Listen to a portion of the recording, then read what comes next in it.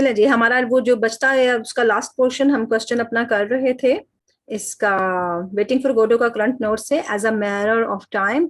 और ये हमने समझ लिया था 1.5 पेज कि हमारी जिंदगी का कैसे ये अक्स दे रहे हैं, इस ड्रामे में कैसे हमारा पूरी मॉडर्न लाइफ को 20th सेंचुरी को बयान किया जा रहा है। अब हम यहाँ पर इसको पहुंचे हैं, it is not only the mood of expectancy.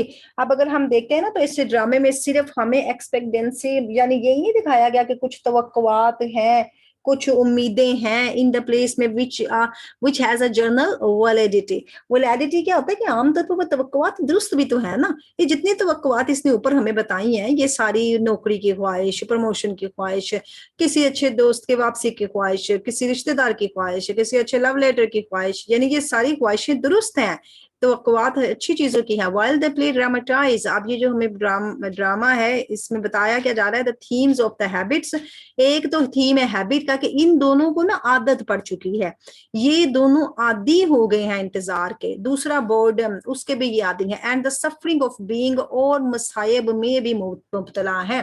Suffering of being, ये बीइंग आप किसी भी बीइंग को लगा लें, यानी कोई भी ह्यूमन बीइंग लगा लें, उसको आदत सी पड़ जाती है कि मैंने जिस हालत में हूं ना, मैं उसी हालत में सेट हूं, उसको चेंज नहीं करना चाहते। वो चेंज जो है ना, उसकी तवक्का जरूर है, लेकिन हिम्मत कोई नहीं करता कि कैसे चेंज करेगा। It is also conveys to us, और लिहाजा ये हमें बताया जाता है द पॉइंटलेसनेस ऑफ एग्जिस्टेंस, के हमारे वजूद की कोई भी मानी नहीं है। पॉइंटलेसनेस ऑफ एग्जिस्टेंस को निकाल के रखेंगे, आपका पॉइंट है यही। एग्जिस्टेंशियलिज्म का भी पॉइंट इसमें आ जाता है कि हमारे वजूद की कोई हकीकत नहीं है। The play is a fable, ये तो एक कहानी है about a kind of a life, उस जिंदगी की that has no longer any point. ऐसी जिंदगी की एक कहानी है जिसमें किसी किस्म का कोई नुक्ता बाकी नहीं है, ये बता नहीं रहे हमें। गोडो में स्टैंड फॉर गॉड, शायद गोडो गॉड है, और for a mythical human. Mythical याद है ना, वो जो इनके मिथिकल करेक्टर होते हैं, बड़े बड़े गॉड्स, हाइपीरियन, और वो जो अफसानवी किरदार होते हैं, शायद वो कोई अफसानवी किरदार है,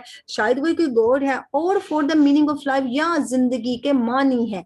गोडो का मतलब जिंदगी का मतलब है, किसी ने नहीं बताया, इवन बेकेट ने भी हमें नहीं बताया। और द डेथ, या वो मौत का मतलब है।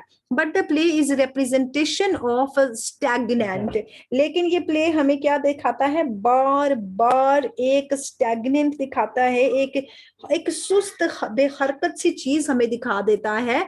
और वो क्या है, वो लाइफ है। लाइफ अपने उस जाविये पर खड़ी है, और ये दोनों रोजाना आते हैं, इंतजार करते हैं, और ये इसी की नुमाइंदगी कर रहे हैं। द टू हीरोज और एंटी हीरोज, या तो ये हीरो है या ये एंटी हीरो। एंटी हीरो होते हैं जो हीरो नहीं होते। असल में हीरो कौन होता है, बड़ा जंगजू किस्म का, बड़ा काबू पा लेने वाला सिचुएशंस को। अब ये एंटी हीरो बताना चाह रहा है कि शायद ये वो एंटी हीरो है। एंटी हीरो, आपको ना गिलेलियो का सवाल आएगा कि गिलेलियो एक एंटी हीरो है कि हीरो है। आर मियरली अलाइव, शायद ये बस बमुश्किल जिंदा ही है। एंड और but no longer living in the world, लेकिन इस दुनिया में तो जिंदा नहीं लग रहे हैं। शायद दोनों भूत हैं, दोनों रूह हैं, क्या है ये। Theirs is a life without action, इनकी जिंदगी एक्शन के बगैर, अमल के बगैर एक जिंदगी है। And all their attempts to pass, और सारी की जो उनकी कोशिशें हैं वो गुजारने के लिए हैं, टाइम को पास करने के लिए उनकी सारी कोशिशें हैं। इवन बातें रिलीजन की करें, या मरने की करें, या खेलने की करें, कुछ भी वो करें, वो कहते हैं कि it will pass the time, वो टाइम को पास कर देगा। Peter out it's mean time को बतदरीज घटा देगा। एक तरफ से तो देखें टाइम घटता, तो हम ये भी कहते हैं ना सालगिरह मना रहे हैं, और हमारे तो साल घट गया, एक पीटर आउट हो गया, एक साल खत्म हो गया। लेकिन दूसरी तरफ हम ये भी चाहते हैं कि हाई जल्दी जल्दी साल गुजरे और अगला साल आए, ये भी हमें ख्वाहिश होती है। इन अवर वर्ल्ड, अगर हम दुनिया देखते हैं, टुडे मिलियंस ऑफ पीपल्स, आज की दुनिया में ऐसे लाखों लोग होंगे, have begun increasingly to feel, और जिन्होंने बहुत ज्यादा ये महसूस करना शुरू कर दिया होगा, that the life is a, वो इन अ वर्ल्ड, के दुनिया में जो जिंदगी है, इन विच दे डू नॉट एक्ट, जिसमें वो कोई काम नहीं करते हैं, बट आर एक्टेड अपॉन, लेकिन उन पर काम किया जाता है। इस लाइन को निकाल के रखें, ये थीम है इस ड्रामे का। हम कुछ नहीं करते हैं, हमें करने वाले ने करवा लेना होता है सारा कुछ, और हम कठपुतलियां हैं किसके हाथ में, एक ऐसी ताकत के हाथ में जिसको ना हम जानते हैं या हमने देखा है, लेकिन हमारा यकीन जरूर है। यानी अल्लाह ताला के हाथ में सारी पुतलियां हैं ना। ये पूरा दो जुमले आपका एक और थीम बनता है। द ट्रैम्प्स, ये जो ट्रैम्प्स, ये जो हमारे ये आवारा गर्द से दो लड़के हैं, दो बाबे हैं, in spite of their inaction, इसके बावजूद कि वो कोई काम नहीं करते, एंड द पॉइंटलेसनेस, और वो कोई उनका नुक्ता नजर नहीं है, ऑफ देयर एग्जिस्टेंस, कि उनके वजूद का कोई नुक्ता नहीं है, still want to go on, लेकिन वो फिर भी चाहते हैं कि चलते जाएं चलते जाएं चलते जाएं। The millions of peoples today do not after all give up living, हजारों लाखों लोग आज भी जो है ना वो नहीं हथियार डालते हैं लिविंग, जिंदगी के आगे वो तर्क नहीं कर देते हैं जिंदगी को। When their life becomes pointless, जब उनकी जिंदगियां बेमकसद हो जाती है ना तो वो जिंदगियां अपनी खत्म नहीं कर लेते। दस लिहाजा द प्लाइट ऑफ टू ट्रैम्प्स, ये अंडरलाइन करें, द प्लाइट ऑफ टू ट्रैम्प्स, यही हमें दिखाया इन दोनों ट्रैम्प्स की हालत जार, ये प्लाइट्स होती है ना, हालत जार को कहते हैं, बुरी हालत जिसमें दुख महसूस हो, is something which most people can easily recognise, ऐसी ही है जो कि बहुत ज्यादा लोग पहचानते हैं एंड अंडरस्टैंड, समझ जाते हैं, that is why they are able to respond to the play, कि इसी वजह से वो प्ले के अंदर अपना जवाब देने को तैयार है। हजारों लाखों लोग ऐसे हैं जो तर्क कर देते हैं, अपनी जिंदगी के बेमानी होने पर कोशिश को खत्म कर देते हैं, लेकिन ये जो दो ट्रैम्प है ना, इनको अगर देखा जाए ना तो बहुत से लोग इन्हें इजीली पहचान भी जाएंगे और समझ भी जाएंगे कि क्यों ये इस ड्रामे का प्ले देने का, इस ड्रामे का रिस्पॉन्ड देने के काबिल है, इस ड्रामे का, जिस ड्रामे के करेक्टर बनने के काबिल है। क्यों? क्योंकि उन्होंने हिम्मत कोई नहीं हारी हुई, कहते जरूर है, दिल टूटता जरूर है, लेकिन फिर भी वो स्टेज से एक लम्हे के लिए हिल कर इधर से उधर नहीं जाते। पीपल कैन आल्सो अंडरस्टैंड एस्ट्रागॉन से मिजरी, उसके मसाइब को भी तो लोग समझ सकते हैं, सिंबलाइज्ड बाय हिज नाइटमेयर, ये नाइटमेयर्स को निकाल के रखें, ये था जो मैं आपको बता रही थी कि नाइटमेयर्स हैं उसके रात को जो ख्वाब आते हैं वो भी एक अलामत के तौर पर हैं जो कि उसकी हालत जार को बताते हैं।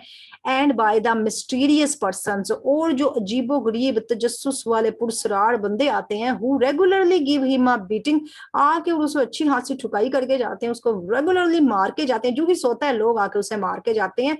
ये उसकी जिंदगी की प्रॉब्लम है, it is not without reason, और बगैर किसी वजह के। दैट एस्ट्रागोन सजेस्ट हैंगिंग, फिर एस्ट्रागोन तजवीज पेश करता है हैंगिंग एज अ रेमेडी, के जनाब फांसी पर लग जाना ही इलाज है, फॉर द ट्रैम्प्स प्रीडेक्टमेंट। अब ये जो ट्रैम्प्स है इनकी इस प्रीडेक्टमेंट मतलब बुरी हालत, इनकी इस प्लाइट और प्रीडेक्टमेंट, इन दोनों को निकाल के रखे, दोनों का मतलब बुरी हालत है।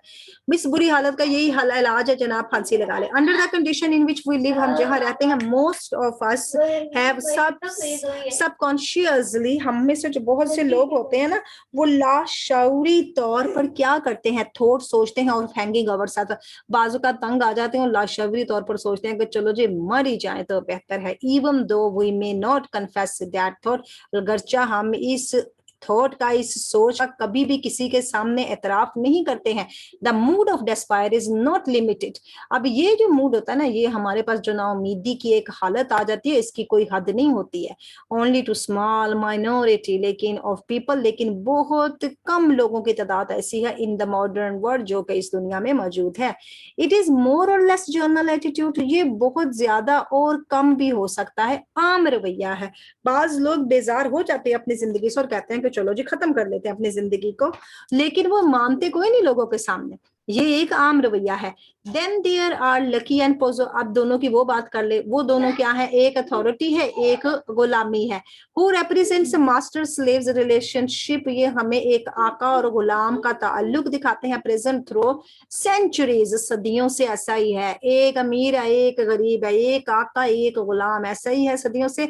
द पथेटिक, बेरहम किस्म की, काबिल तरस किस्म की हालत, एंड मिजरेबल कंडीशन, और मुसीबत ज़दा जो कंडीशन हालत है किसकी, लकी की, रेप्रेजेंट, वो क्या नुमाइंदा है, the exploited class of all ages, underline करें, हमारे दौर के तमाम भी जो तबके हैं ना उनका जो हक मारा जा रहा है, उन पर जो नाजायज जुल्म हो रहा है, वो उसको रिप्रेजेंट कर रहा है हमारा lucky.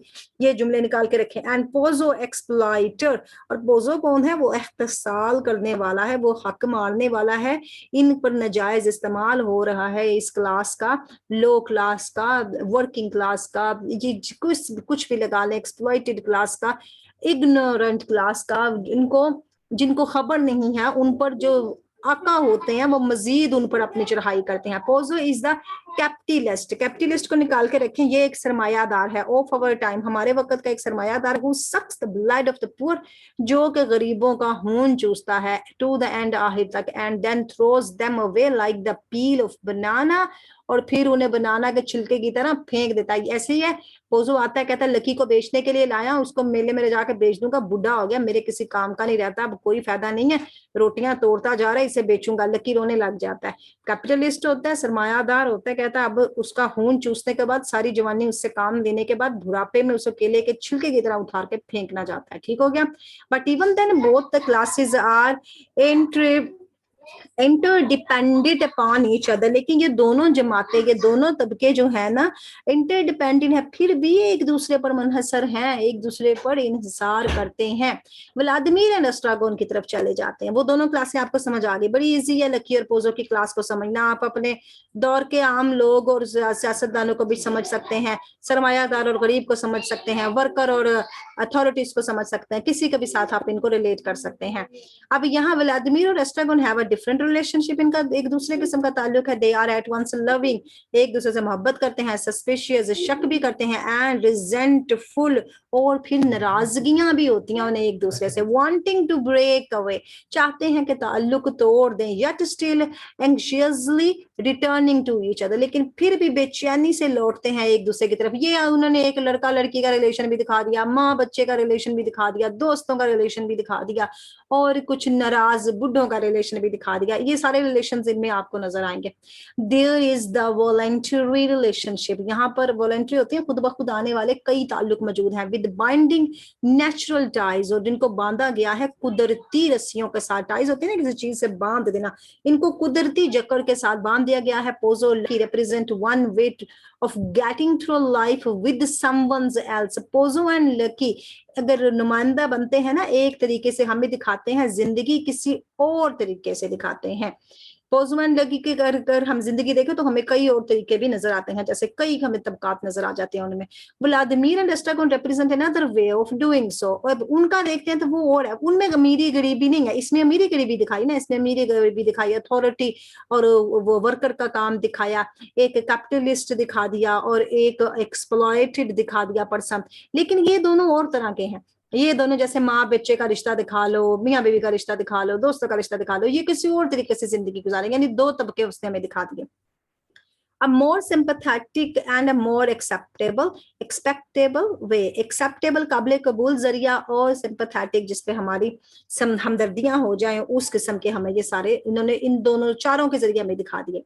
Thus through Vladimir and Estragon we come a clearer knowledge of the ourself, हमें इसके जरिए अपनी ही बड़ी साफ किस्म की, जिसे कहते हैं ना, इल्म मिल जाता है, हमें अपनी साफ किस्म की तस्वीर दिखाई देती है। To an increased capacity of living fully, कि उनमें बहुत ज्यादा ताकत है कि वो मुकम्मल जिंदगी गुजारें, उम्मीद नहीं हारते, एंड तक इंसानों को जाहिर कर रहे हैं, किसी भी इंसान की किसी भी किस्म की उम्मीद को। And so to a spiritual liberation, और उनके पास रूहानी आजादी भी मौजूद है। द प्ले इज वैलिड, दुरुस्त है, वैलिड होता है दुरुस्त होना, वैलिडिटी भी उसने लफ्ज दिया था अभी ऊपर, दुरुस्तगी। For all those who can accumulate and eternal anguish, accumulate का अगर तरफ चले जाएं तो ये बताता है अपने अंदर समो लेना, यानी ऑब्जर्व कर लेना। ये प्ले दुरुस्त है उन लोगों के लिए जो अपने अंदर जज्ब कर लेते हैं, ये ऑब्जर्व कर लेते हैं, assimilate जज्ब लेते हैं, the journal language, आम किस्म का गुस्सा, into their particular experience, अगर उन्हें कुछ खास किस्म के तजुर्बात होते हैं तो अपने अंदर आने वाले गुस्से को वो जज्ब कर लेते हैं। ऐसा होता है, इंसान अपने तजर्बे से बहुत कुछ सीखता है। बाजू का जवानी में बड़ी जुबान चिबड़ चिबड़ चलती है, फिर बाद में बुढ़ापा आते आते आते आप में कई पार्टिकुलर किस्म के एक्सपीरियंस होते हैं और आप अपने जर्नल लैंग्वेज को एस्यूमिलेट कर लेते हैं, एंड दस translated into their own terms, और फिर हम उनको अपनी ही ज़ाब्तों के मुताबिक तब्दील कर देते हैं, ट्रांसलेट कर देते हैं। टू सच एन एक्सपीरियंस, ऐसे ही किसी तजर्बे के लिए we might apply Aristotle's term catharsis. इसी तजर्बे के लिए एरिस्टोटल का नाम निकाल लें जनाब, इसकी टर्म कैथारसिस निकाले। कैथारसिस क्या करवाता है? हमें रोना पिटना दिलवाता है, हमारे अंदर का गुबार निकलवाता है और कहता है रो धो और चार आंसू निकालो और हमदर्दी का इजहार करो। इसी किस्म के तजर्बे के साथ हमारा कैथारसिस होता है। The contrast between the relationship, वही कंट्रास्ट दिखाया ना इनके ताल्लुक, चारों के ताल्लुक में एक कंट्रास्ट है, एक ऑपोजिट रिलेशन है ऑफ टू पीयर्स, दो पीयर बनाए गए ऑफ करेक्टर्स के। Thus become an important clue, ये एक बड़ी खास किस्म की निशानी बताता है to understanding of the play, play को समझने के लिए, and produce certain echoes in us, और हमारे अंदर जो मुख्तलिफ किस्म की गूंजे हैं उनको, जो गूंज पैदा होती है तो उनको समझने के लिए दो किरदार बताए गए हैं। इनको आपने याद रखना है। टू पेयर्स इसने बताया क्वेश्चन में, ड्यूल पेयर्स भी आ सकता है, ड्यूलिटी भी आ सकती है कि बेकर ने आपको जनाब ड्यूलिटी दिखाई है, तो ड्यूलिटी होती है ना, जैसे कंट्रेरी टर्म्स हमें विलियम ब्लेक ने दिखाई है ना, इन इनोसेंस और एक्सपीरियंस, तो इसने भी हमें वही कंट्रेरी शख्सियात से मिलवाया है, ये याद रखिएगा। फिर कंक्लूजन आ गया, कंक्लूजन के बगैर आपने कोई सवाल बंद नहीं करना है।